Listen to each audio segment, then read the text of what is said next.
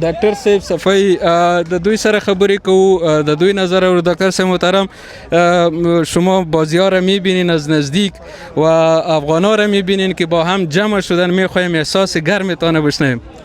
خواهش میکنم. تشکر از شما، تشکر از دستاندرکارانی که این مجلس برای انداختن. واقعا جای افتخار است که ما خود در مابین بزرگای افغان میبینیم و این سرگرمی باعث شده که افغان ها مابین همدیگر جمع شوند و این جمع شدن باعث همدلی و همبستگی بیشتر میشه و واقعا جای افتخار است وقتی که آدم همه افغان ها را میبینه گردی هم جمع هستند و بازی های ایره که واقعا این بازی داخل یک سازمان شود، داخل یک چوکات شود که برای افتخار همه افغان ها در اینجا باشه، خصوص در اروپا.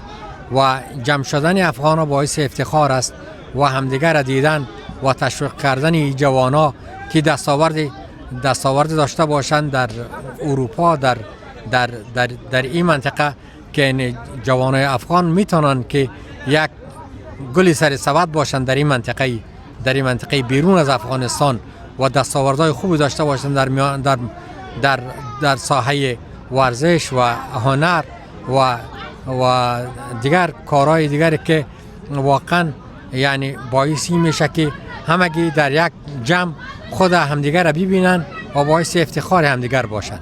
و من تشکر میکنم از شما و از دستاندرکاران این بازی که بازی را برای انداختن و ممنون و یک جهان قابل قدر هستند.